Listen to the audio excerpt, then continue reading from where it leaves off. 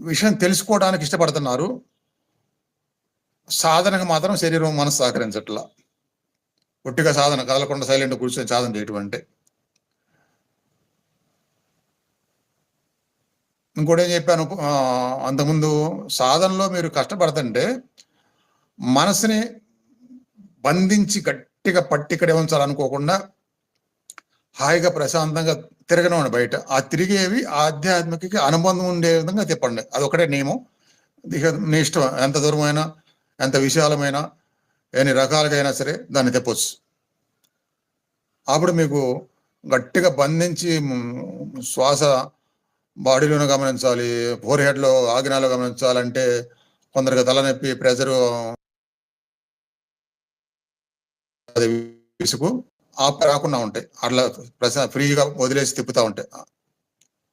అదొకటి గుర్తుపెట్టుకోండి సాధన చేస్తున్నట్టు.